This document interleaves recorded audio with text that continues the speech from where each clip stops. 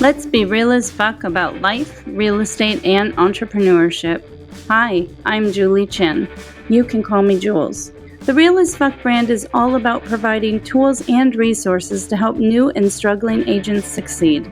I share my personal experience not only as a new real estate agent, but also how I overcame the odds starting out as a single mom with a mountain of debt and a ton of self-doubt.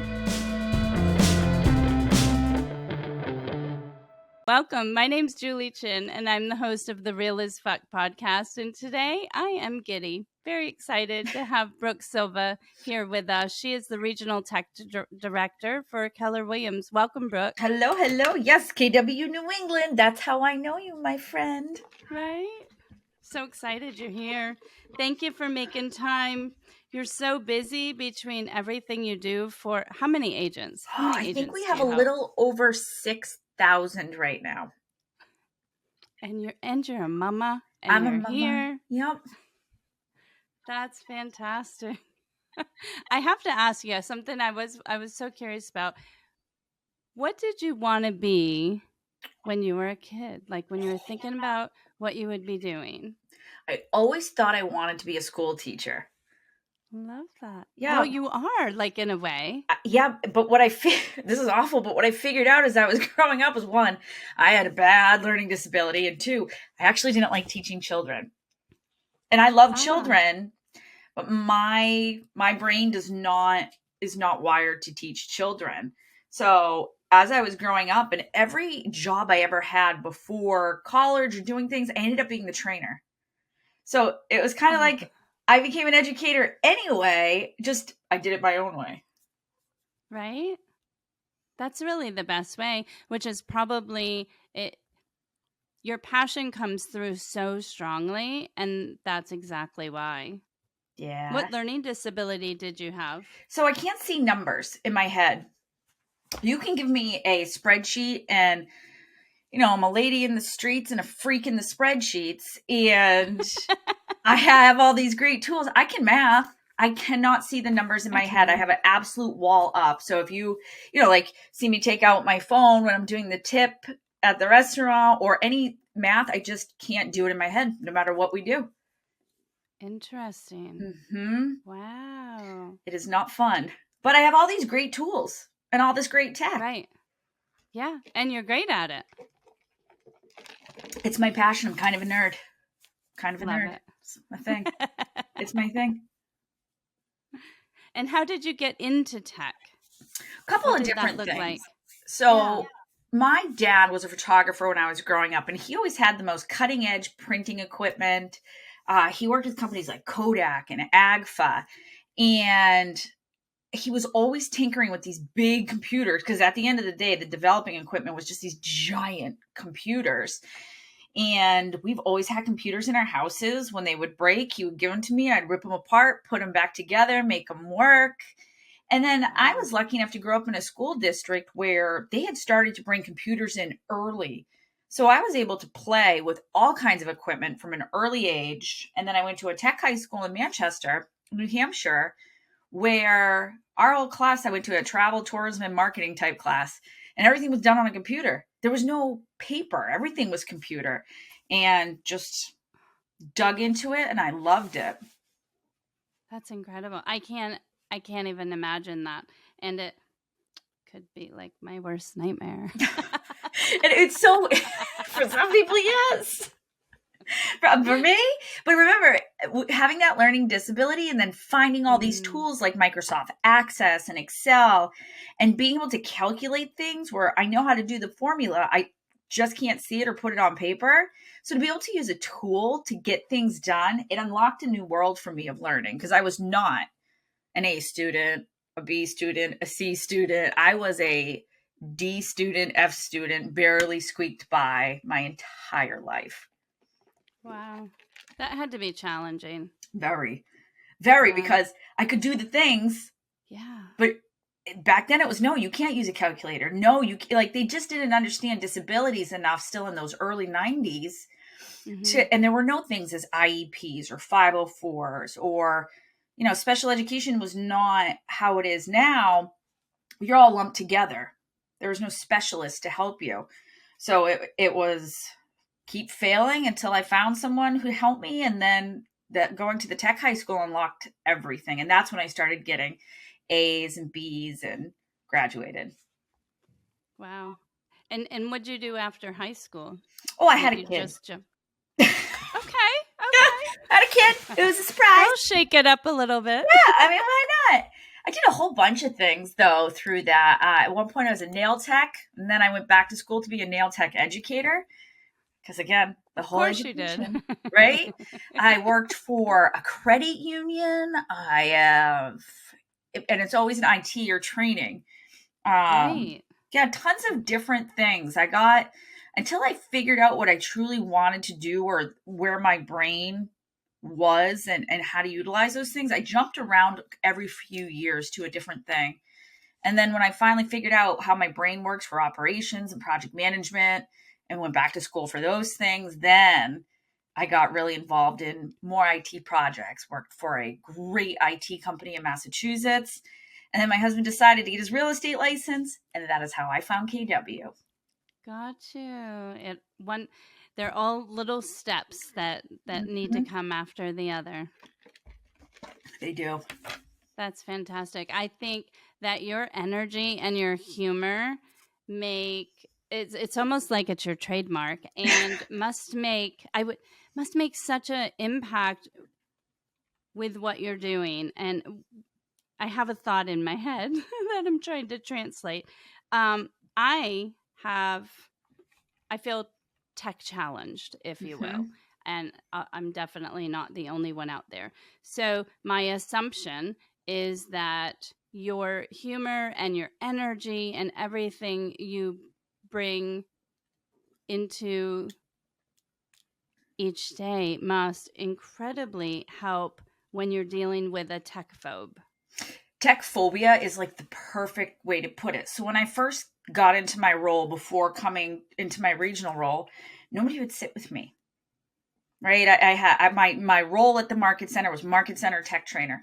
Nobody would come to my classes were empty for the first 6 months. Wow. Everybody was scared of tech. Like I was a tech trainer. I was the scariest person on the planet. I might agree. Yeah, right? That or math for me. So, so then, at the end of the day, I had to like reverse engineer my way into your world. I'd run my husband's real estate business for years. It wasn't for lack of experience. It was just because I had the word tech in my title. So I had to rebrand myself, and I had to start at showing it. I'm a business person. I'm an operations person. I'm here to help you with your business. I just have some really cool tools to do it. So I found my raving fans. I still have them to this day.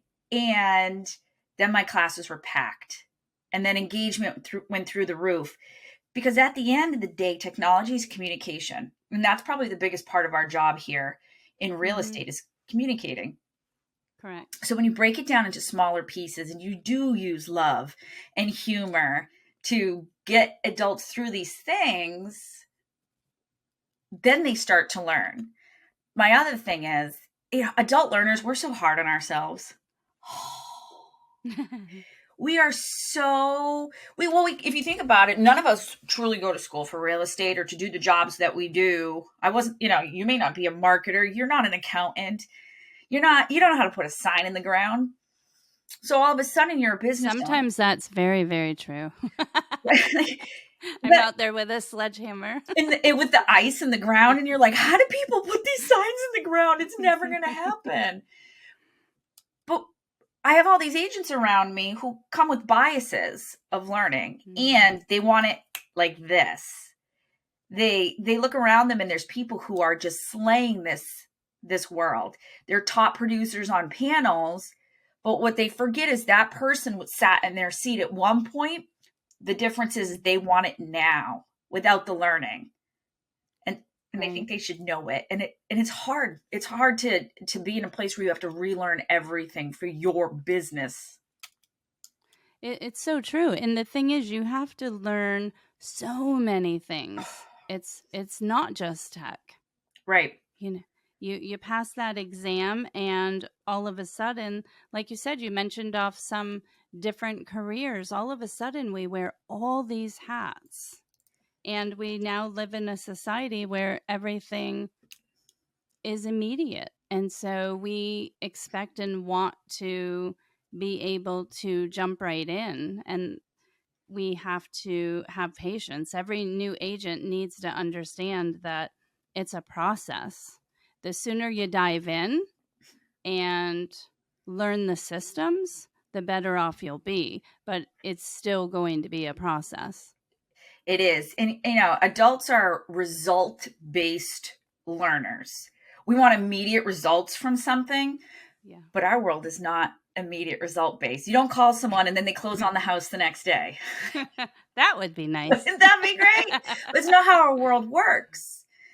And I was in IT sales for a long time. Those were fast sales. Those were, do you need it? Got it. I'll have it delivered next week. Boom, boom, boom.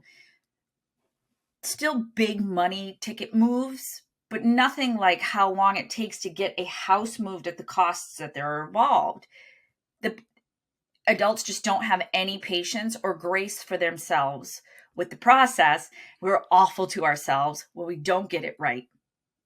We're awful. Like the way we treat ourselves, I'm like, would you treat a 5-year-old like that? No, I'm really glad no one can be in my head and hear the dialogue. It all works. And it's funny because we also come with these biases of past learning experiences, right? I wasn't good at school. Or I was an excellent student. I have a master's degree. Why am I not getting the information? And we're so rough on ourselves. And we also want to self-direct as adults. We don't want to sit down in a classroom. We're business owners. Like, why would I sit down in a classroom and learn? I've got things to do, like make calls, but then you have no idea what to say on the phone. Right? Like, you can't have it both ways. You got to figure it out. Yeah. And then the saddest thing that breaks my heart, and I say this in the beginning of all my classes, is you've got to try, but please do not come to me and say, I have been working on this and I've been stuck for 3 days. 3 days. I don't think I've ever worked on a project for 3 days without moving forward. Give yourself 15 minutes. If you try and you Google, then go find someone who has done it before you and ask for help. Because in our world and where I am, there's somebody to help you everywhere. You just have to ask the right questions and we will help you. 15 minutes, because it's probably not you. Could have been 5 minutes a day. Yeah. You don't know. Yeah. Right? Don't do things for 3 days and bang your head against a wall for no reason. Help. Well, I think that especially for new agents or struggling agents, I guess it really doesn't matter, but you're afraid that people are going to think that it's a stupid question and that you're going to be judged by that question, when I think that the majority of our experiences, we have so many people around us who are willing to jump in and help. So there's no reason to bang your head against the wall and let enormous time go by like that. It drives me insane. I feel bad. Like, I feel so horrible. I'm like, a simple phone call or a Zoom session or a quick read of something could have, because sometimes it's one small step that you miss. And it breaks my heart. And, and people always say, Brooke, this is going to be a dumb question or a stupid question. I'm like, there are no stupid questions, because if you don't know it, you don't know it. And something we speak about often in our leadership roles is the knowledge thief. We assume sometimes that the people in our classes have the baseline knowledge to be sitting in the class that they're in today. But I don't know your learning level. If I'm visiting a market center and I've got 50 people in there I've never met, I don't know that video doesn't work for you, or that you have to write it down 70 times. Right. Or that you're only 2 days in the business, right? I don't know those things. So it's really hard to figure out who needs what real fast too. Oh, I'm sure. What's your technique with working with a tech phobe. I keep going back to that because obviously that's going to be the most extreme example, and anyone who is past that and on the other side is obviously going to be easier to work with. So I think I start almost every one of my classes off with a limiting belief exercise. And I say, who has a cell phone? I've never met a realtor without one, but you never know. So who has a cell phone? Hold it up, right? Hold up your cell phone. And I said, great. Are you great at this? Can you make phone calls, text people, check your email, work on your database? And they're all like, yes, yes. Yes, I love my cell phone. It's the Apple Android debate happens. And I say, great. Well, as of today, for everyone who says they're not tech savvy, you're going back to a rotary dial phone with the long cord that stretches around the office in your house. That's it. I was really good at that, by the way. I was too. Flying down the stairs to get the call waiting button, click, and come back. And I say, as agents, you are running around with one of the most sophisticated pieces of technology to ever be available. Our cell phones do things that some computers cannot do when it comes to communication. So if you're not tech savvy, then you have to go back to a rotary dial phone, and you're only going to be able to make phone calls when you're in front of in an office or at your house. And then I ask, what do people drive? What do you drive? Yesterday, there were 3 Teslas, a few BMWs. I was like, new? Like new? And they're like, yeah, new. And I was like, great. I couldn't get out of a Tesla a couple months ago. That is the most technologically advanced vehicle. I'm laughing, but I know nothing about it. I haven't sat in one. Oh, it was scary. And they're also soundproof. So the lady's like, get out. The person I was with, she said, get out. And I was like, I don't know how. She's like, push the button. I'm like, there are no buttons. Like, here I am, a tech person, and I can't get out of the goddamn Tesla. Like, let me out. Like, here I am trying to use like Siri type things. I'm like, hey, Tesla, let me out of the car. That didn't work. I was like, I'm going to sit here forever, I guess. Open the door. I don't know what I'm doing. Like, there's things that will trip us all up. So I start every class with like a limiting belief around technology. And then we talk about, my classes actually have nothing to do with tech. At the end of it, I teach good business. I teach fun productivity hacks. I just happen to have really cool tools to help you. So whether you're on the go or in your office, in front of your laptop or desktop, whatever you have, I've got some really cool tools that make your life easier with a few clicks. That's my job. Well, I view you quite differently all of a sudden. I mean, don't get me wrong. I have like a massive tech brain. Like, I can look at a computer or your browser or something and usually tell you what's wrong in a few minutes if you can't do something.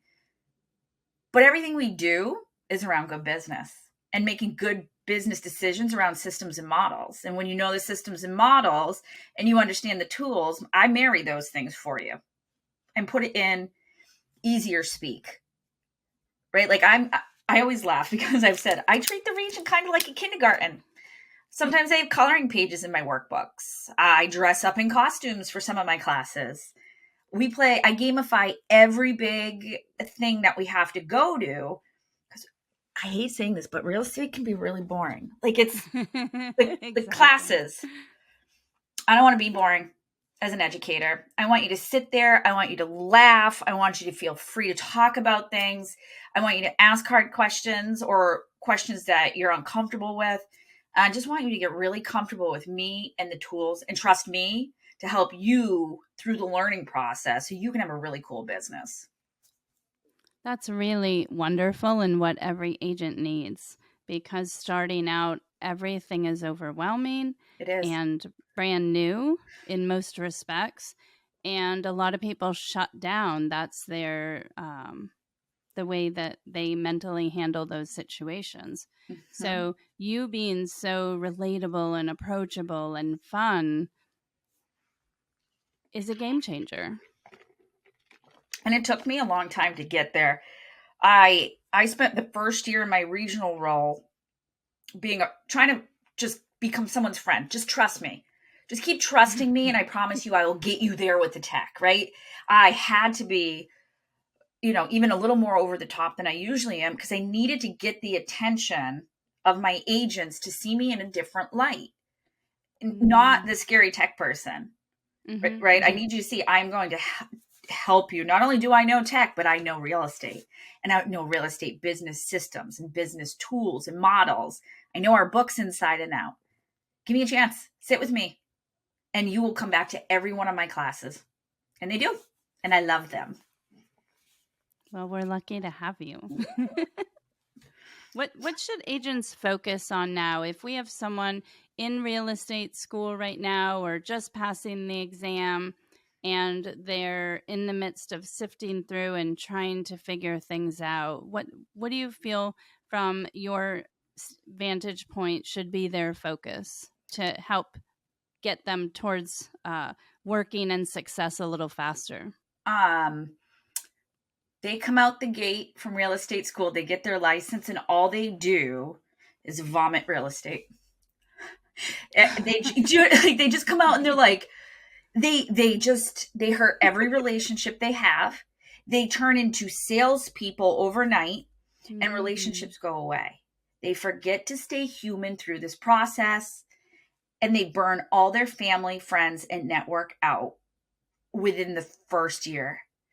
Because the conversations are no longer relationship building. They are now, because they're trying to learn how to get into a real estate relationship and not a familiar relationship or friendships. And I see a lot of agents lose business because they attack their sphere of influence the wrong way. I like to help my agents say, listen, ask your family for help. Can I put you on my email list? Share my business page.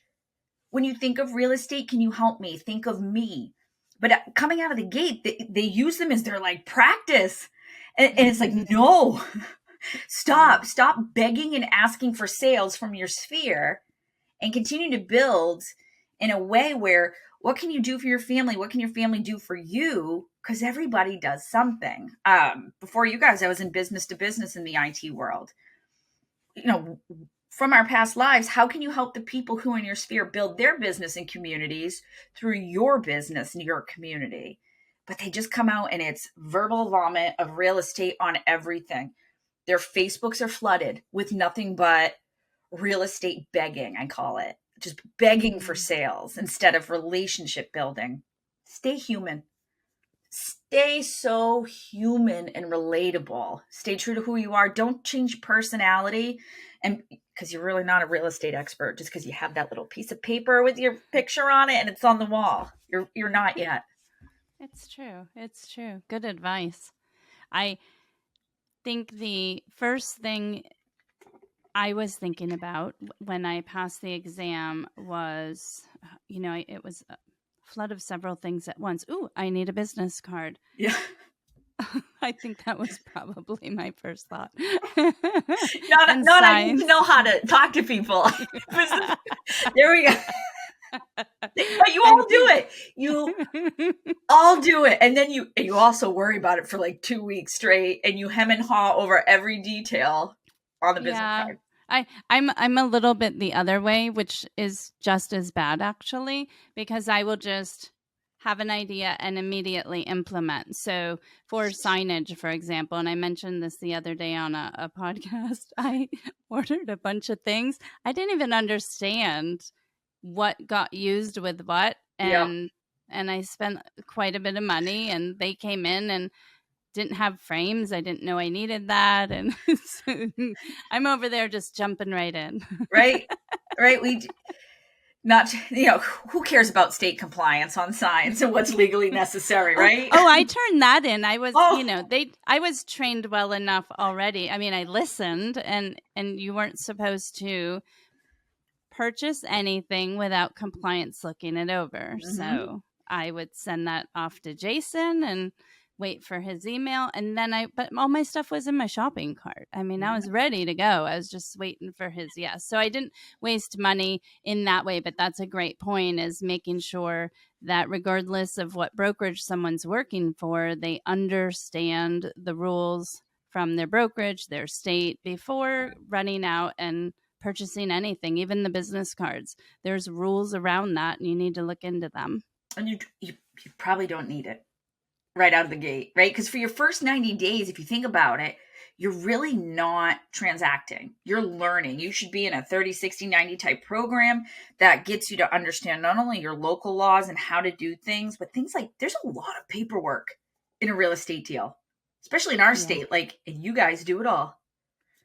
Yeah, there is. And, we're fortunate to be part of a brokerage that offers consistent training. And there's just you literally could train every day, all day almost, I feel like. You could. And many classes as you're leaving as adults, they always say, what was one thing you took away? What was your aha? And my big thing has always been, what are you going to put into action right now? What you put things into action at my class today. What's your next action step when you leave here? And usually I write those down too, and I will call you and be like, how are you doing on that?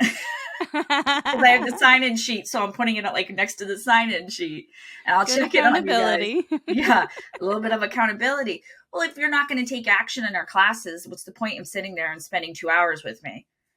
Is it because you want to be entertained? But I want you to be entertained and leave with knowledge. It's dinner and a show with me. Like it is. It is. But I want you to learn something, and I want you to put it into action, because if you're not putting any of the things you're learning into action from our classes, no matter if it's me or someone else, you're not going to take action. It's true. Yep. And then some individuals will then be complaining how they can't get up and running, or, they're having difficulties in certain areas. But if you're not implementing what you're learning and following through on that, then you are going to be behind. Yeah, we do have our perpetual learners. We have those who are failure to launch because they just That's very kind. They are, though. They are perpetual. Like they will, they have to feel so comfortable in everything. We have to give them the boot in the butt to get out the door and just do it, because we can practice things all day long. We make it harder in our heads than it will ever be when you're sitting across the table from someone. Do you have difficult clients? Yes. But for the most part, there are no two clients that will be the same. No two conversations will be the same. No set of needs will be the same. And they worry about all these details, when at the end of the day, do you need a listing presentation? Sure. You are the listing presentation. So true. Right? Just be ready for conversation, for relationship building. And then my other thing is, I wish instead of being handed your license, you had to read The Golden Handoff. It is my favorite real estate book or just good business database book, because people will then understand how to sell their book of business someday. And if you started with the end in mind, you would never mess around or not care about the things you're putting into your database every single day. That's profound. I mean, it's almost like a mic drop moment, really, because that is life-changing. That's a generational change for their family if it's handled a certain way from day one. Or even if you jump on board with that midway, I mean, it's better than not. Right. If you understood what the data of your database, I call them data banks. Most people have a database, but I get you to a data bank. If you understood what it looked like for someone to buy that off you, and you retain referral income, so a lump sum in referral income over a certain amount of time after, that means you might be able to retire 5 years earlier than you expected. And when I teach that book, when I do database classes, I start with a lot of the information in that book, and people are always like, why isn't this taught day one? And I was like, oh, do you remember in your first 30 days how we went over, but that's like drinking from a fire hose your first 30 days. But my other thing is just take good care of your data. Data's important, but marking the activities that got you into relationship with people and kept you in relationship with people is even more important. It's twofold. Good data, good activity tracking. Can you talk a little bit more about that? Because I want to think about it as someone who's just passed the exam. They hear you, it Mm-hmm. sort of makes sense, but they don't fully understand what you're actually saying. Absolutely. So as you start adding people to your database and how you communicate with them, every person is going to want to be communicated with differently. And if you don't have that means, you're not going to be able to do things like send them something in the mail. You're not going to be able to get them on emails. You're not going to be able to text them important things. So having even just the basic data, name, phone number, email, and their home address, those are some of the hardest things agents struggle with to get into their database, which is interesting. So what happens is, it'll be 6 months down the line, and all of a sudden it's a holiday, and they want to send out this gorgeous holiday email and mailer and all these things.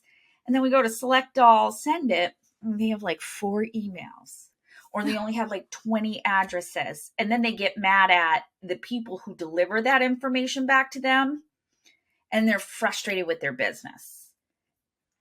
They also have limiting beliefs that people will not give them their info. If you ask and you're bringing value, they're going to give it to you. We just have to ask for it. The other thing it's so important is a lot of agents stop tracking lead source. So when I say lead source is, how did you meet this person? How did they come into your world? If you're spending a dime on marketing, you should make sure you are tracking every human that comes into your world and how. So that way, if the things you're spending money on are not working, you can stop it. Or if it's working, you can 10x it, right? Then you can spend more money and get more people into your world. And if you want to be able to communicate with people, you have to know their information. And you have to know things that are important to them too. Yeah, I think that's really valuable because it's not realistic to think that we can hang on to every piece of information about Mr. and Mrs. Smith. Yeah. So I just keep that in. I started off with everything on pieces of paper. And sticky notes everywhere.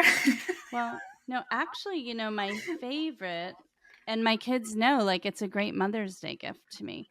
I love these small size notebooks. They are my favorite. But once upon a time, there were stacks, hundreds and hundreds of pieces of paper.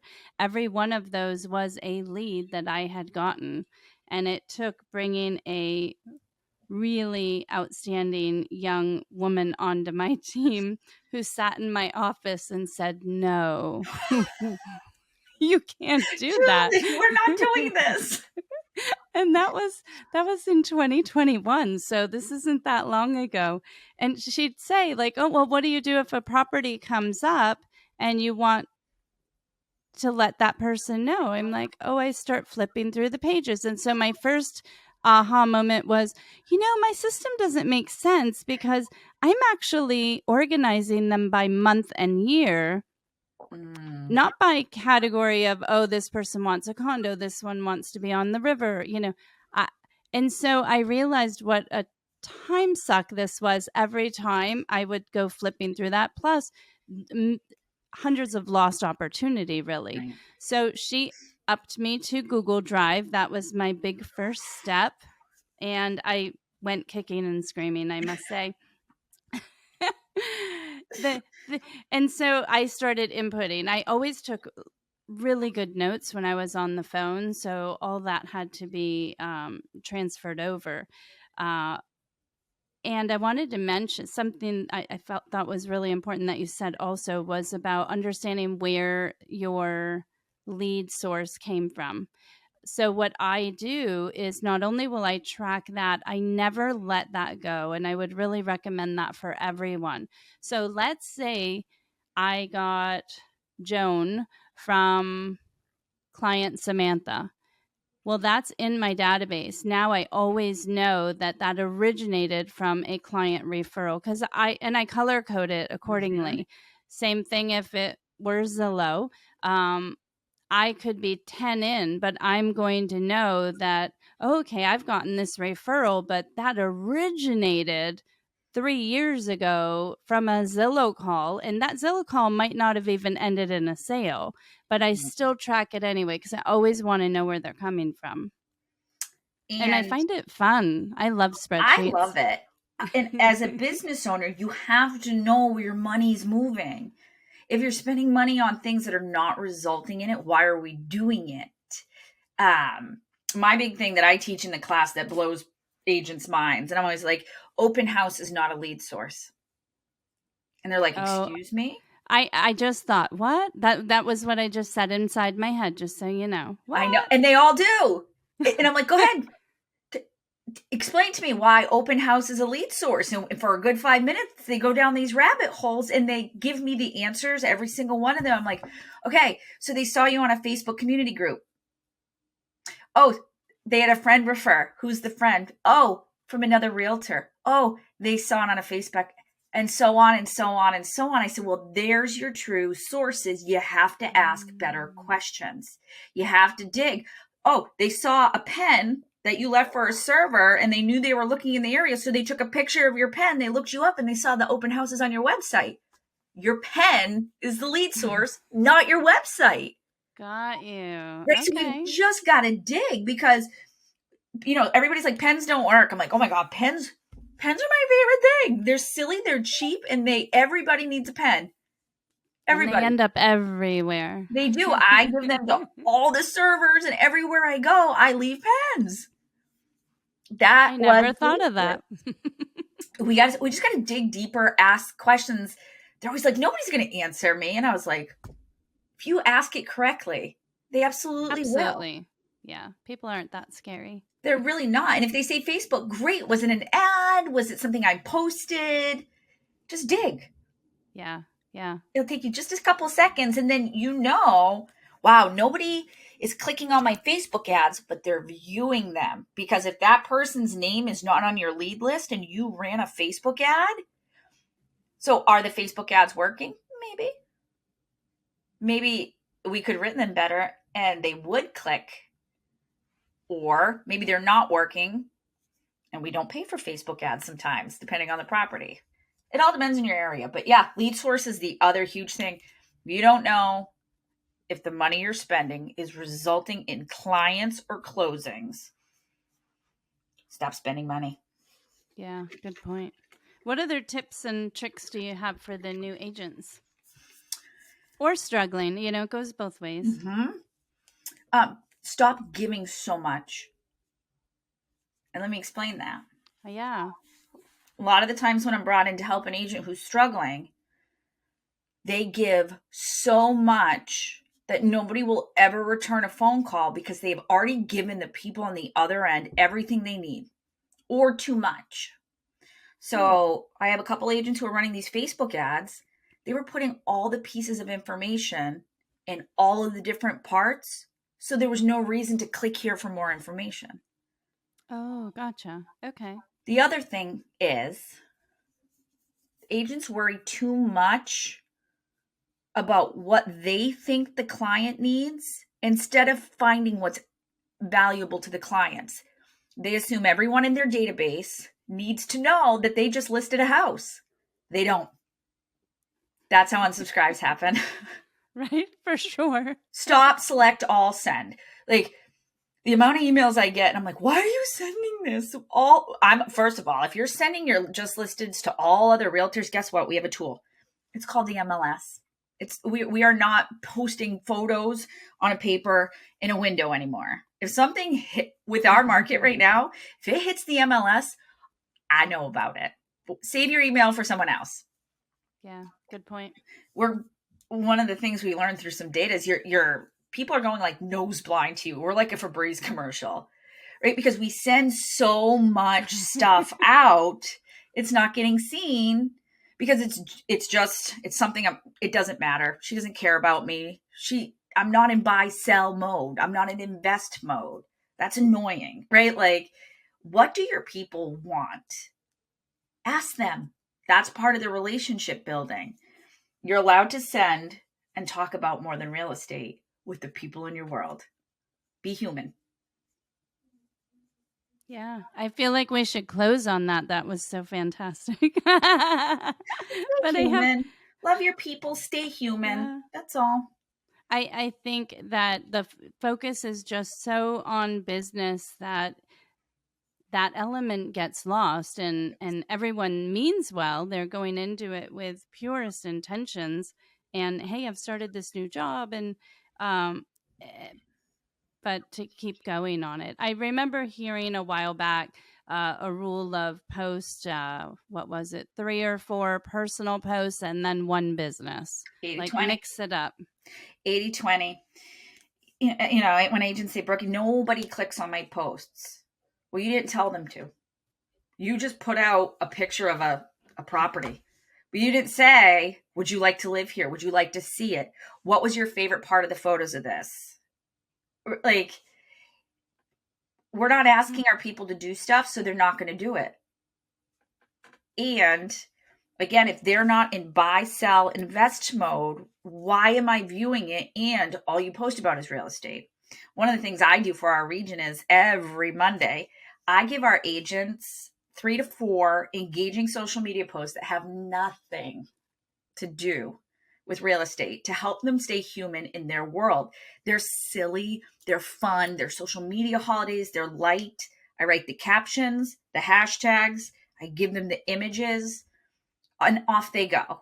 And since when I meet with an agent and they start doing it, it takes about 6 months because people are like, she being genuine? What is she? They want to know if I like pancakes or waffles more? Like, what? Something as silly as that. But as you start building your database in a way that matters to other people and your social media starts to build and build, people are like, oh, you're a real person. You're not just trying to sell me something. The other day I looked at one person and she had 85 comments on one of the posts. Wow. And because of that, now all her other real estate posts are starting to get traction. So she's bringing them in with who she is as a person, keeping them there, and she's mixing entertainment with education and value. And now people want to be on her Facebook and her world. If she's late with her this or that Thursday post, they're like, hey, is there a this or that Thursday? Like, they're starting to expect it. Wow. Yeah. Stay human. It's a great approach to getting connected with people on social media, because electronic connection is so different than in person. So it's an interesting topic to think about. Okay, how do we actually make that happen through a screen? People are scrolling. There's so much. You scroll, you've probably, for 5 seconds, you've probably gone past 20 or 30 posts, right? Yeah, I've never actually thought about it before. Yeah, stay human. Bring them in. Show off your personality, right? You go to my Facebook business page and you know who I am right away. There's no guessing my personality. And then when I have to put out something that has to do with real estate or technology, you're there and you know I'm not trying to shove something down your throat. It's important that you read this. But if I'm not entertaining you and bringing value and having fun with you, you're not going to be as receptive to open this stuff when I do have to send those business things. Yeah, authenticity is so important. So with the thought of staying human, my question to you is, what do you think about AI and its place in all that we're doing in real estate? I'd love to chat about that before we go today. I despise certain AIs, and here's why. There is a popular new platform that has been around for a while, but it is just making mainstream. This week it went down, and I have never supported teaching this very specific program for this reason. Somebody was trying to write an email. This person has been in the business for 12 years and should have the knowledge to write the email they wanted. But because they'd been using this platform, they panicked. They got mad. They were yelling at me. They were yelling at tech support with a company that is not even this platform. And they forgot that they have the ability to do this. My Wow. other big thing is if you can't source it and prove it very specifically, there's so much misinformation out there. These things are taking multiple pieces of information, but not from the web. They're taking it from collegiate articles, scholarly articles, medical books, all these places. People don't realize the data is not sourced up to the minute unless you tell it to read a specific website and return something. So while it's great when you're not feeling creative, it became a very quick crutch for people to stop thinking critically and offering true information from them as the professional. I don't love it. I don't love teaching it. What I love AI for is ways most consumers don't think about when it comes to data. When AI is used properly and can predict things for us, not write things, not take the agent out of the mix, when it can predict the things that help us with our clients and move our business forward, that's when I'm for it. But not to replace the brains and the hearts that we have that make our business so human. I love technology that helps us stay in contact in the most human way possible more often with the people in our world. But no, I am not a fan of AI generated things because it takes the human out of the mix. Yeah. I agree. I was very curious what you were going to say about that. When people, you're probably the third person this week to ask me about it. And they Oh, all say, I am shocked you feel that way, but knowing you kind of not. I thought you would love to use it. And I was like, it's also some of those things are banned at schools. Like my middle son's in college, and it is not many of those things are not allowed on campus. They're blocked. If you're found using it, you get in a lot of trouble. oh, I didn't know that. Mm-hmm. Wow. Yeah, stay It human. seems like it's everywhere. Yeah. You know it is, and it will be. I think you're going to see a lot more regulation on it in the future. Mhm. Mhm. Uh, But AI has been around for a long time. But now consumers are starting to see a front facing platform of it that is more usable without having to have a tech degree. You just have to type in a few words or upload a picture, and all of a sudden, you've got a new headshot, or an email is written for you, or a book, right? So now it's more attainable. Wait, I And didn't have to write my book? I mean, thank gosh you did. It's so good. Well, I can't imagine, to me, obviously I'm old school. I can't imagine leaving things of that nature, or even contact to a, a computerized source, if you will. I Mm-hmm. just, obviously, I like my paper, I like my Yeah. pen, like to have my conversations. Yep. And I'm all for using automation to remember to do something. I love Mm-hmm. that I can log into our system every day that we have at KW. And because I've set it up in a very thoughtful manner, every day my lead gen is laid out for me because I'm using the tools at my disposal. I don't ever have to guess or worry about having people to talk to in my business the next day because I use the tools to follow the systems and models that are already in the books and in place. I'm just utilizing them. But I don't like automation when it comes to things like cold text messages. I'm the type of person that if you give me Mm, the ability to opt out, bye, same. Yeah. bye. Yeah, I'm definitely not a fan of that one at all. Mm-mm. I tried it one time when it first came out and for us, and of course I didn't really know what I was doing anyway. Um, but when I saw that it had that opt out, I was like, "Wait, so my text doesn't look like I personally sent it? Mm-hmm. That's off. Yep. We're never doing that again." Never again. Nope. I would rather get a task that says text Julie Yeah, and do it.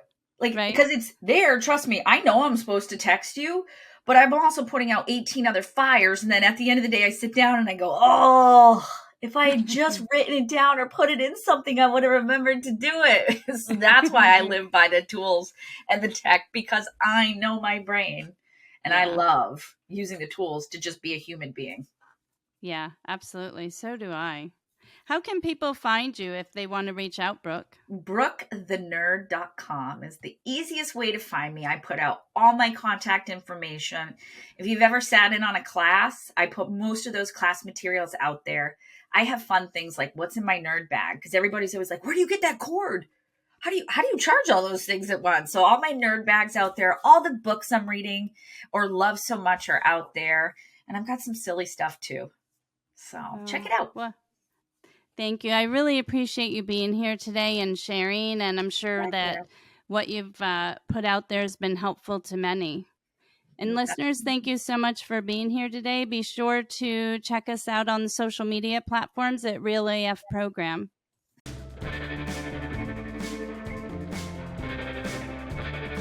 Make sure you subscribe to our Spotify channel so you get updated every time we drop a new podcast. And check out our website at realafprogram.com.